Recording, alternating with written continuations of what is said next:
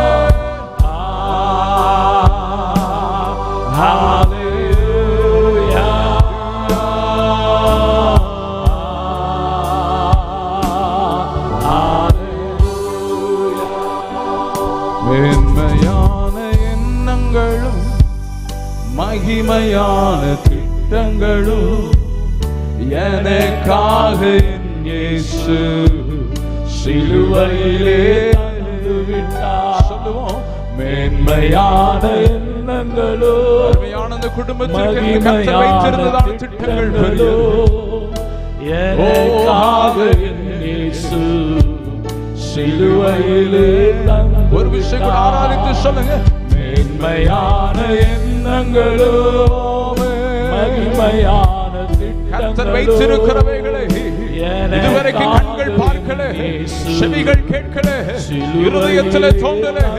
கர்த்தர் பெரியவைகளை வைத்திருக்கிறார் என்பதை உணர்ந்திருக்கிறவர்கள் மாத்திரம் அந்த விடுதலையாய் சத்தம் உயர்த்தி, இயேசுவே இந்த குடும்பத்திற்கு நீர் வைத்திருக்கிறதான திட்டங்கள் பெரியதையா, அதை நீர் வெளிப்படுத்த நீர் உண்மை உள்ளவர் என்று சொல்லி விசுவாசிக்கிறவர்கள் ஒரு விஷயம் கூட, எண்ணங்களும் மகிமையான திட்டங்களும் எனக்காக என் இயேசு சிலுவையிலே தந்து விட்டார்.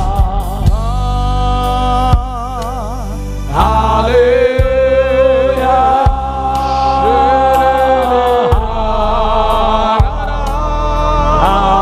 ஹல்லேலூயா. விடுதலையாய் ஆராதிப்போம். ஹல்லேலூயா,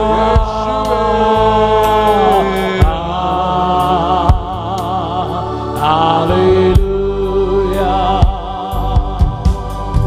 ஏசாயா 44ஆம் அதிகாரம் 3வது வசனத்துல நாம் இப்படியாய் வாசிக்கிறோம், உன் சந்ததியின் மேலே என் ஆசீர்வாதத்தையும் உன் சந்தானத்தின் மேலே என் ஆவியையும் பொழிய பண்ணுவேன் என்று சொல்லி